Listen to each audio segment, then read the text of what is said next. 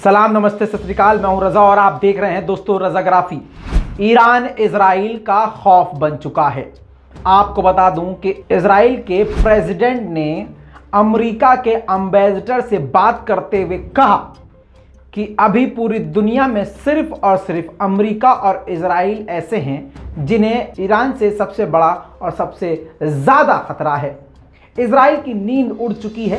President ने कहा कि हम किसी भी हालत में ईरान को परमाणु युक्त नहीं होने देंगे, यानी न्यूक्लियर पावर वाला मुल्क नहीं बनने देंगे।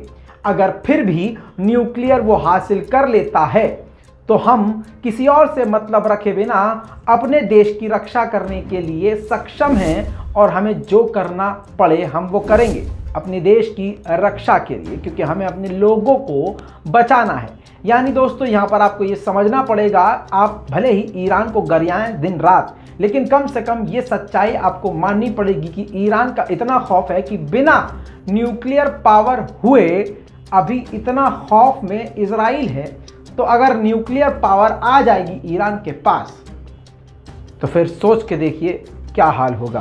आगे प्रेसिडेंट ने यह भी कहा, इजराइल के प्रेसिडेंट ने, कि अगर न्यूक्लियर हासिल कर लिया तो हम मिलिट्री एक्शन लेंगे, हम ईरान पर अटैक करेंगे और हमसे जो बनता होगा करेंगे। इस काम में अमेरिका साथ हो या ना हो, इस नीति को हम अकेले ही आगे चलाएंगे। यानी इजराइल ने कह दिया है, अगर अमेरिका 2 इंच झुक भी जाए हम पे फर्क नहीं पड़ता है, हमारे लिए ईरान एक बड़ा खतरा है, हम ईरान के ऊपर हमला करेंगे। जबकि अमेरिका पहले ही समझा चुका है कि बाबू भैया ज़्यादा उछलने की ज़रूरत नहीं है, ईरान पर हमला तुम पर काफ़ी भारी पड़ेगा।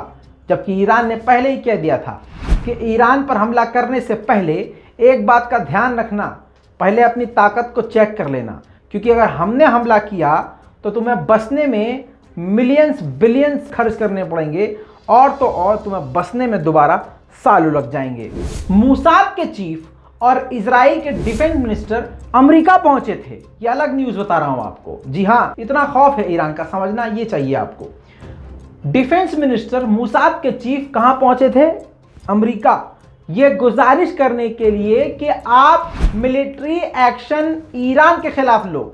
बातचीत तो एक तरफ वियना में जारी है, लेकिन इजराइल नहीं चाहता कि बातचीत कंप्लीट हो, और तो और अमेरिका को मना रहा है कि किसी भी तरह से आप मिलिट्री एक्शन ले लो। और यह भी कहा इजराइल ने अमेरिका से कि अपना प्लान भी तैयार रखो, अगर वार्ता ये मीटिंग फेल हो जाती है और ईरान अपनी मनमानी करता है तो प्लान बी आपका क्या है उसे तैयार रखो। कुल मिला के सिर्फ इजराइल ये चाहता है कि इधर हो या इधर हो, बस हमला कैसे भी हो, मतलब कहानी इधर बैठे या कहानी उधर बैठे, चाहे एग्रीमेंट हो चाहे मीटिंग फेल हो, बस ईरान पर हमला होना चाहिए। इन्हीं सब चीज़ों को देखते हुए ईरान भी पूरी तरह से अलर्ट है। अपने न्यूक्लियर साइट पर लगातार वो कई दिनों से टेस्ट कर रहा है, डिफेंस सिस्टम को एक्टिव किया हुआ है। ईरान के मिलिट्री रेड अलर्ट पर है और मुंहतोड़ जवाब देने के लिए अमेरिका और इजराइल को तैयार है। यहीं पर आपको दूसरी तरफ यह भी बताते चलूं कि ईरान के प्रेसिडेंट इब्राहिम रईसी ने क्लियर कट कह दिया है कि घबराने की जरूरत नहीं है, ईरान हर तरह से तैयार है। अगर ये मीटिंग फेल भी हो जाती है, ये वार्ता खराब हो जाती है, तब भी ईरान की तरक्की पर कोई असर नहीं पड़ेगा और इकोनॉमी, रोजगार, इन सब पर कोई फर्क नहीं पड़ेगा, क्योंकि पाबंदियों के साथ ईरान ने कामयाबी हासिल करना सीखा है। पाबंदियों के बाद भी देश को मजबूत करना सीखा है और हमने काम करना शुरू कर दिया है कि अगर हम पर पाबंदियां लगी भी रहें तो हम किस तरह से देश को आगे बढ़ाएंगे, इस पर हमने ऑलरेडी काम करना शुरू कर दिया है। लिहाजा कोई भी कॉम्प्रोमाइज ईरान नहीं करेगा किसी भी देश के सामने न्यूक्लियर को लेकर। दोस्तों, इसी के साथ ये बात भी क्लियर हो गई है कि ना ईरान एक कदम पीछे हटेगा और ना इजराइल झुकने को तैयार है। ऐसे में टकराव की स्थिति बनी हुई है। देखना यह है कि कब क्या हो जाता है। इस पूरी रिपोर्ट पर आपकी क्या राय है, अपनी राय कमेंट में लिखिएगा। आप किसकी तरफ है, अपनी सोच कमेंट में लिखकर रिपोर्ट को शेयर करें। चैनल को सब्सक्राइब नहीं किया है तो चैनल को सब्सक्राइब करें। मैं हूं रजा और आप देख रहे हैं रजाग्राफी। जय हिंद।